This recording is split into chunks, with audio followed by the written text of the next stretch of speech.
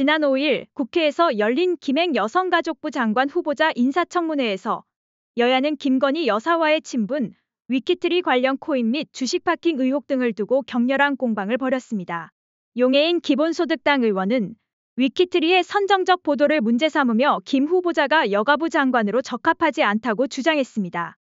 후보자님, 이거 국회의원들이 다 요구했던 자료예요. 근데 맞습니다. 이거를 제출을 안 하고 계시다가 오늘 들고 와서 피켓으로 보여주겠다고 하신 거예요, 지금. 네. 이 얼마나 국회를 무시하는 행태이십니까? 제가 답변 드려도 되겠습니까? 아니요. 이거 자료들 네. 저희 국회의원들이 아까 제출 요구한 거 점심 이전까지 꼭 철저하게 다 제출해 주시길 바랍니다. 다 제가 오늘 청문회에서 소상히 질의하겠습니다. 밝히겠다고요. 질의하겠습니다.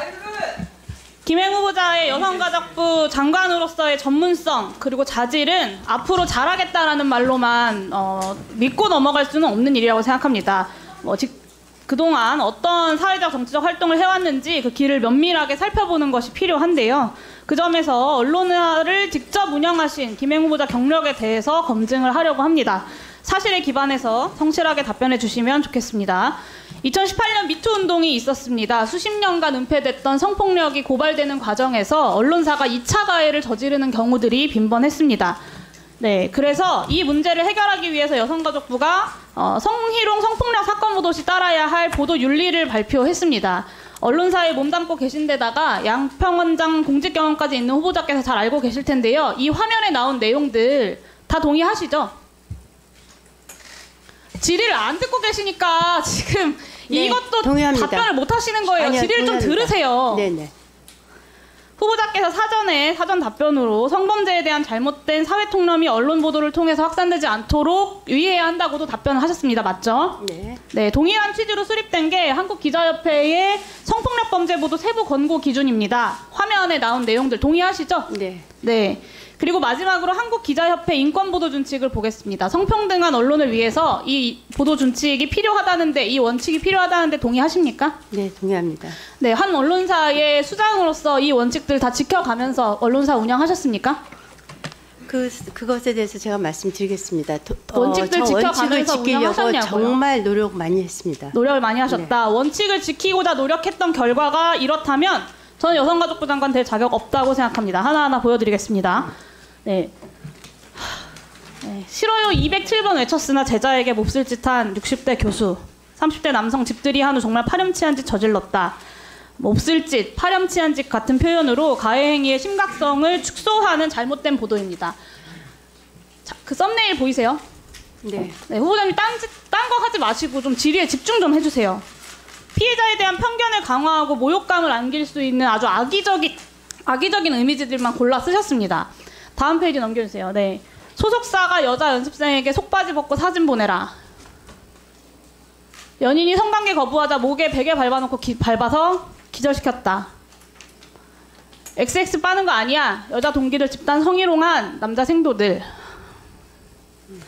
네, 한국기자협회에서 지적했던 불필요한 성적 상상을 유발하는 사례의 전형입니다. 기사 제목부터 내용까지 피해자들을 성적 대상으로 삼는 비윤리적인 묘사가 아주 가득합니다.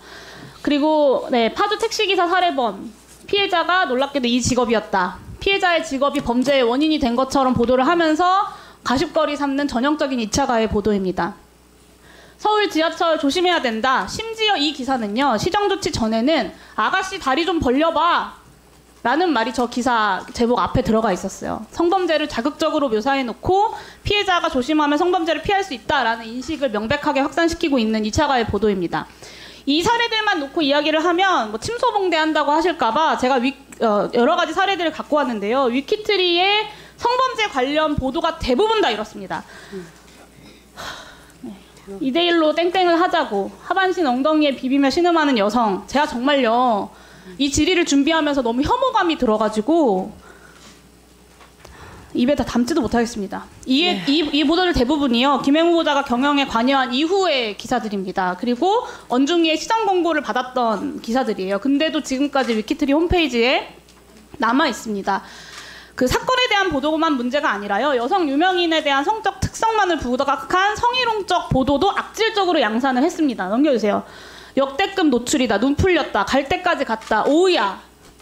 이게 위키트리가 여성을 대하는 태도였어요. 그리고 팩트체크 없이 각종 커뮤니티들의 논란 글들을 퍼다 나르면서 유명인에 대한 사이버 불링도 조장했습니다.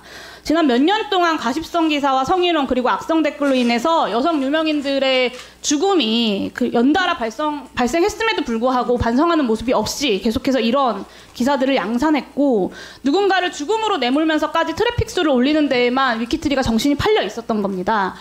모 여성 유명인이 스스로 세상을 등진 이후에 나흘 동안 그 유명인 관련된 기사가 몇 건인지 아시나요?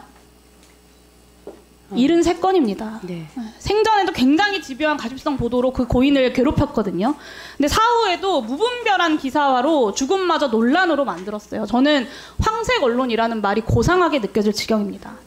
김행 후보자께서 이런 기사들로 돈을 버셨어요. 그러니까 혐오 장사로 주가를 79배를 급등시켜서 100억대의 주식 재벌이 되셨습니다. 돈을 벌기 위해서는 여성 인권이든 2차 피해든 크게 개의치 않는다. 트래픽 수만 올리면 성공한 기업이다. 이런 마인드로 회사를 운영하면서 차별과 혐오에 기생해서 100억이 넘는 자산을 증식을 시켜놓고 여성가족부라는 공직까지 맡겠다는 건 너무 욕심이 과하신 것 같습니다.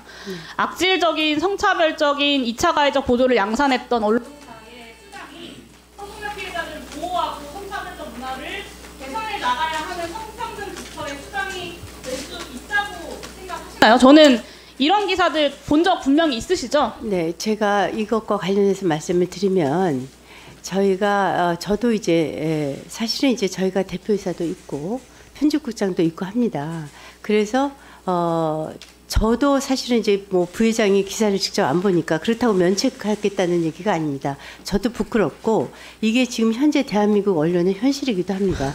왜냐하면 대표세요. 저도 마찬가지고요. 본인이 제가, 그 언론사의 대표시고요. 네, 부회장이 기사 하나하나를 보지 않는다 하더라도 그래서, 언론사의 운영 기조와 방침이라는 게 있는 겁니다. 그래서 제가 그렇게 언론사를 운영하신 거예요. 그래서 제가 말씀을 드리는데요. 부끄럽다고 이야기하시면 지금 그 자리에서 전 사퇴하셔야 된다고 생각합니다. 제가 말씀드리겠는데요. 사퇴하세요. 부끄럽다고 인정하셨으니까. 여성가족부 장관 부처의 장으로서 본인이 이런 언론사를 운영했던 대표로서, 현직 대표로서 어울린다고 생각하십니까? 이에 네티즌들은 우리 사회에 저런 측면이 없지 않으나 저런 기사를 독려해 돈을 번 사람이 여성가족부 장관을 하는 건 아니지. 석열아, 제발 좀 정신 좀 차리자. 청문회라기보다는 그냥 김행 혼나는 자리네. 크크크. 양심이 있으면 좀 알아서 후보 사퇴해라. 이 정부는 뭐 이렇게 뻔뻔한지 모르겠네. 용해인 너무 잘한다. 정말 국회의원답다. 세금이 아깝지 않다. 청문회장을 도망간 사람은 어디 있나요? 국민이 보고 있는데 도망가네. 근데 장관을 하겠다고 아주 국민을 개무시하는 후보자네. 라는 반응을 보였습니다. 자, 그러면 지금부터 잠시만 주목해 주시길 바라겠습니다. 제가 구독자분들을 위해서 깜짝 선물을 하나 준비했는데요. 제가 항상 여러분들께 뭐라고 말씀을 드렸나요? 뉴스만 평소에 잘 챙겨보셔도 돈이 된다. 돈을 벌 수 있다. 라고 말씀을 드렸는데요. 여기 보이시는 이스라엘과 하마스 전쟁 같은 뉴스를 보게 되면 여러분들은 어떤 생각이 드세요? 그냥 뉴스만 보고 끝내시는지, 아니면 이 뉴스를 어떻게 이용할 수 있는지, 이 부분을 고민하고 계시는지를 되물어보고 싶습니다. 그 이유가 뭐냐면 제가 지난 11월에 여러분들께 뭐라고 말씀을 드렸죠? 지금은 로봇 사업에 관심을 가져야 한다. 뉴스만 보고 그냥 넘기지 마시고 투자 쪽으로 생각을 한번 해보셔야 한다라고 말씀을 드렸습니다. 그리고 나서 이런 썸네일이나 뉴스들을 통해서 많이 보셨을 텐데요. 이런 로봇 산업이 이슈가 됐을 때 부자들은 어떻게 생각할까요? 로봇 관련주는 뭐가 있는지, 어떤 종목이 가장 좋은지, 어디에 투자해야 돈이 몰리는지를 자연스럽게 생각한다고 제가 말씀을 드렸죠. 그 이유가 뭐냐 하면 부자들이 봤을 때는 이슈가 돈으로 이어지고 그 이슈가 나에게 돈을 벌어준다는 경험적 확신이 있기 때문에 부자들은 항상 이런 사회적 이슈를 관심 있게 챙겨본다. 이렇게 제가 말씀을 드렸는데요. 이번에도 마찬가지입니다. 제가 지난번에 시청자분들과 함께하는 주식으로 수익 내기 이벤트를 진행을 했었는데요. 당연히 100% 무료로 진행을 했고 여기 보시면 아시겠지만 제가 지난번에도 저한테 로봇이라고 문자 남겨주셨던 모든 시청자분들께 이렇게 로봇 관련주 중에서 가장 급등할 확률이 높은 딱 한 종목, 많은 종목도 아니라 딱 두산 로보틱스 한 종목을 여러분들에게 추천드렸어요. 그러면서 여기 나와 있는 대로 정확히 얼마에 매수해야 하는지, 그리고 수익률이 어느 정도 나왔을 때 팔아야 하는지, 이런 부분들까지 여러분들에게 정확히 알려드렸었는데요. 이게 지금 실제로 어떻게 되었나요? 오른쪽을 보시면 아시겠지만 제가 11월 초에 문자로 이 두산 로보틱스를 소개해드리고 나서 실제로 한 달도 채 안 돼서 이렇게 주가가 3배 이상 급등이 나왔습니다. 그래서 당시에도 굉장히 많은 분들이 제가 드린 이 종목으로 수익을 내실 수가 있었을 텐데요. 다시 한번 축하드린다고 말씀을 드리겠고 이번에도 마찬가지입니다. 최근에 이슈가 되고 있는 게 하마스 이스라엘 전쟁이기 때문에 전쟁이 계속해서 심화되면 피해가 커지게 되고 전쟁에 필요한 물자나 의료 지원 물품들이 반드시 필요할 수밖에 없다. 그럼 그중에서 전쟁을 실제로 해본 경험이 있고 의료 수준이 높은 우리나라 기업들 중에 한 곳이 가장 크게 부각을 받을 수밖에 없다.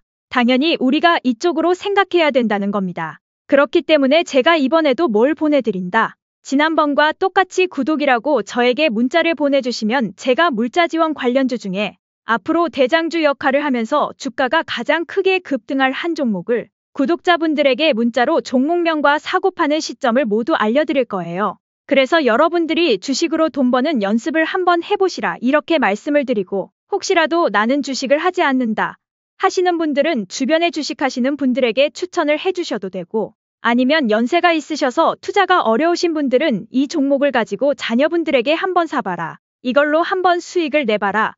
이렇게 조언을 해주실 수도 있는 거겠죠. 그래서 지금 이 영상을 보시는 시청자분들 중에 나도 이번 종목이 좀 궁금하다 하시는 분들은 누구나 상관없이 그리고 어느 시간대나 상관없이 부담 없이 이렇게 상단에 제 번호를 항상 남겨놓고 있습니다. 제 전화번호 010-9724-5948번호로 저에게 이런 식으로 지난번처럼 구독이라고만 문자 보내주시면 제가 이번에도 똑같이 무료 추천 급등주 문자를 보내드리겠습니다. 이해되시죠?